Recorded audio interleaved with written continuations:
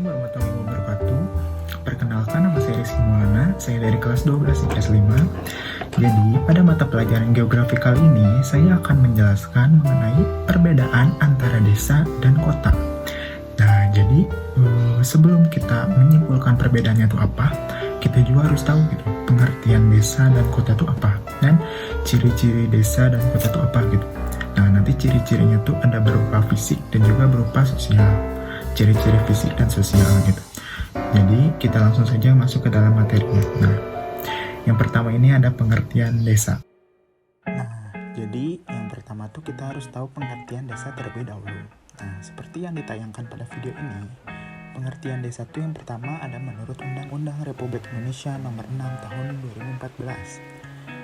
Menyatakan bahwa desa adalah satu kesatuan masyarakat hukum yang memiliki batas wilayah yang berwenang untuk mengatur dan mengurus urusan pemerintah, kepentingan masyarakat setempat berdasarkan prakarsa masyarakat, hak asal-usul, dan atau tradisional yang diakui dan dihormati dalam sistem pemerintahan Negara Kesatuan Republik Indonesia. Kemudian, menurut Bintarto, salah satu tokoh, ia berpendapat bahwa desa sebagai suatu hasil perpaduan antara kegiatan sekelompok manusia dengan lingkungannya. Hasil perpaduan itu ialah suatu wujud atau kenampakan di muka bumi yang ditimbulkan oleh unsur-unsur fisiografis, sosial, ekonomi, politik, dan kultural yang saling berinteraksi antar unsur-unsur tersebut dan juga dalam hubungannya dengan daerah lain. Dalam arti umum, desa merupakan unit pemusatan penduduk yang bercorak agraris dan terletak jauh dari kota. Nah, jadi kita bisa ambil kesimpulan bahwa desa itu salah satu unit umum atau salah satu wilayah yang pemusatan penduduknya bercorak agraris dan terletak jauh dari kota. Jadi identiknya desa itu bersifat agraris, terus desa itu biasanya jauh dari pemukiman kota dan juga sebagainya. Nah, kemudian kita harus tahu juga pengertian dari kota. Nah, yang selanjutnya ini kita tahu bahwa pengertian kota itu seperti yang tadi juga ada menurut undang-undang dan juga menurut tokoh. Kalau menurut Undang-Undang Nomor 22 Tahun 1999 tentang otonomi daerah, kawasan perkotaan adalah kawasan yang mempunyai kegiatan utama bukan pertanian dengan susunan fungsi kawasan sebagai tempat pelayanan jasa pemerintahan, pelayanan sosial, dan kegiatan ekonomi. Nah, kalau menurut tokoh yang bernama Bintarto, kota itu menyebutkan bahwa kota dapat diartikan sebagai suatu sistem jaringan kehidupan manusia yang ditandai dengan kepadatan penduduk yang tinggi dan strata sosial ekonomi yang heterogen dan coraknya yang materialistis. Nah, jadi kalau misalnya kita ambil kesimpulan dari pengertian tersebut bahwa kota itu bersifat fungsional gitu.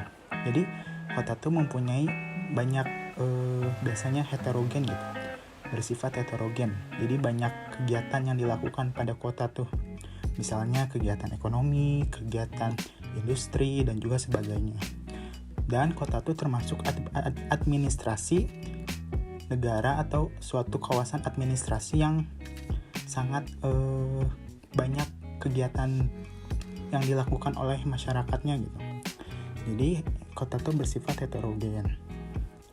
Nah, kemudian kalau misalkan tadi dibandingin antara pengertian desa dan juga pengertian kota, sebenarnya kita bisa mendapat kesimpulan bahwa desa itu suatu kawasan yang bersifat homogen, dan kalau kota bersifat heterogen. Kenapa? Karena kalau desa tuh biasanya kegiatan yang dilakukan masyarakatnya tuh hampir mirip semuanya gitu, yang dilakukannya tuh hampir serupa kalau dari segi sosialnya. Nah, kalau misalkan kota, kenapa heterogen? Karena biasanya kegiatan yang dilakukan masyarakat itu beragam.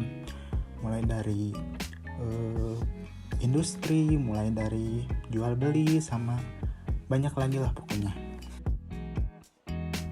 Nah, jadi kalau tadi kan kita udah tahu bahwa pengertian desa dan kota itu apa, perbedaannya juga apa gitu. Sekarang kita akan lanjutkan kepada ciri-ciri kota dan juga desa, atau bisa juga disebut dengan karakteristik kota dan desa. Jadi ciri-cirinya itu ada dua macam, ada ciri fisik dan juga ciri sosial. Kalau ciri fisik itu lebih menitik beratkan kepada kondisi alam ataupun geografi pada suatu wilayah tersebut gitu. Terus kalau misalkan ciri sosial lebih menitik beratkan kepada perilaku masyarakat sehari-harinya ataupun kehidupan masyarakat yang ada di wilayah tersebut. Nah, jadi yang pertama kita akan bahas desa terlebih dahulu. Ciri fisik desa itu yang pertama adalah didominasi oleh lahan pertanian. Nah, jadi yang seperti kita udah tahu bahwa di desa itu pasti didominasi oleh agraris atau lahan pertanian. Maka dari itu di desa itu biasanya lebih banyak lahan pertanian dibandingkan pemukimannya. Terus yang kedua itu ada pola desa yang menyesuaikan dengan morfologi yang ada. Nah, ini tuh maksudnya kalau misalkan di desa itu biasanya morfologinya tuh menyesuaikan dengan yang ada pada desa tersebut. Misalkan desa tersebut terletak di pesisir pantai, maka morfologinya tuh menyesuaikan mulai dari ujung pantai sampai ujung pantai lagi gitu. Jadi menyesuaikan dengan kondisi yang ada gitu. Terus yang ketiga ada mainland ratio yang rendah. Jadi maksudnya mainland ratio itu dimana ketika jumlah penduduk di suatu wilayah tersebut lebih sedikit dibandingkan jumlah lahan yang tersedia gitu, luas lahan yang tersedia gitu. Jadi makanya disebut juga dengan mainland ratio yang rendah. Jadi kalau di desa itu pasti kebanyakan lahannya yang tersedianya lebih banyak daripada jumlah penduduknya, sehingga tidak terlalu ramai seperti kota. Yang selanjutnya ada ciri sosial. Ciri sosialnya itu yang pertama ada homogenitas mata pencaharian, agama dan juga budaya.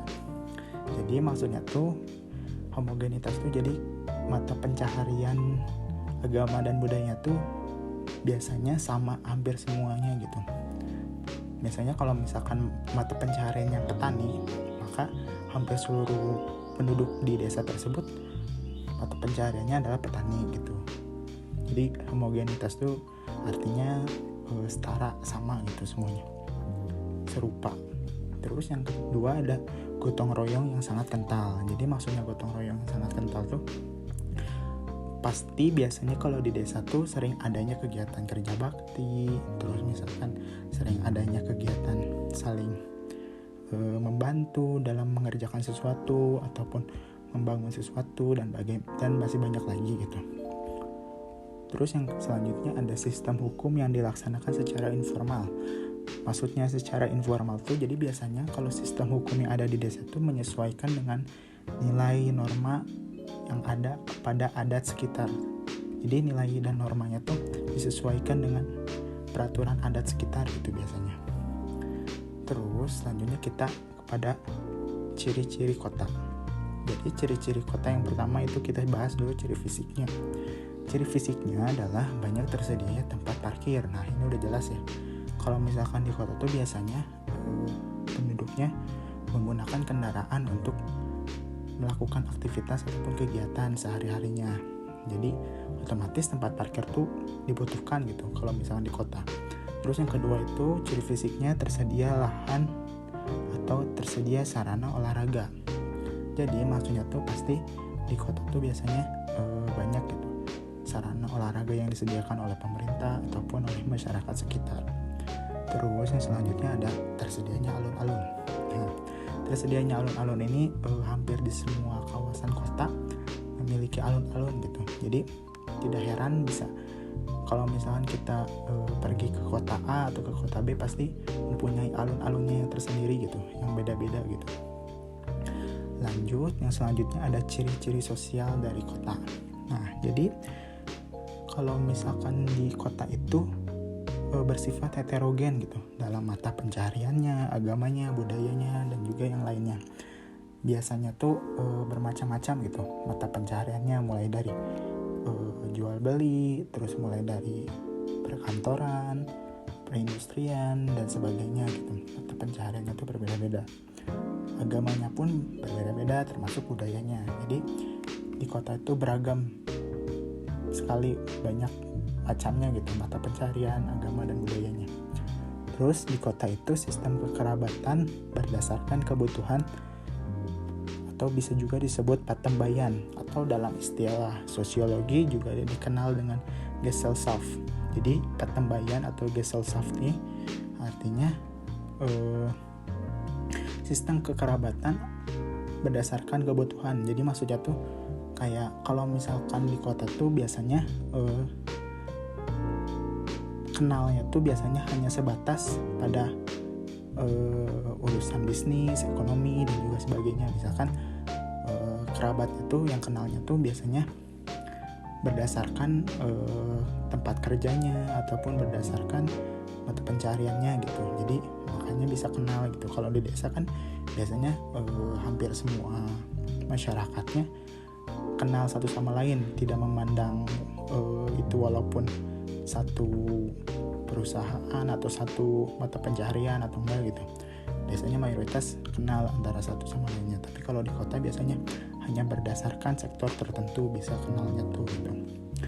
Terus yang selanjutnya ada yang cara berpikir yang rasional. Maksudnya cara berpikir yang rasional ini, jadi kalau misalkan di kota itu masyarakatnya mayoritas berpikir secara rasional, bukan menilai dari adat ataupun dari istiadat yang ada gitu. Biasanya lebih rasional, lebih terbuka gitu cara berpikirnya. Nah, jadi kalau kita bandingin perbedaannya, kita udah jelas ya. Kalau di desa itu intinya bersifat homogen. Kayak misalkan mata pencahariannya, terus budayanya, dan juga yang lain-lainnya. Terus kalau di kota bersifat heterogen, mulai dari mata pencaharian dan yang lain-lainnya.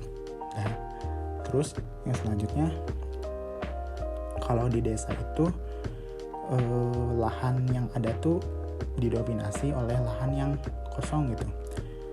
Jadi lebih banyak lahannya dibandingkan penduduknya. Kalau misalkan di kota kebalikannya, biasanya kalau di kota itu lebih banyak penduduknya dibandingkan lahan yang ada gitu.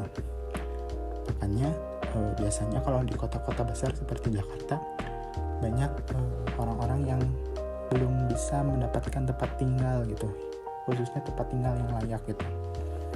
Jadi kesimpulannya, kalau di desa itu bersifat homogenitas, kalau di kota itu bersifat heterogen.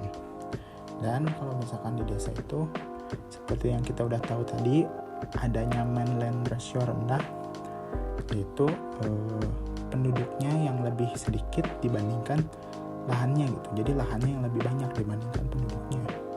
Kalau di kota itu biasanya sebaliknya, lahannya yang lebih sedikit tapi penduduknya yang lebih banyak.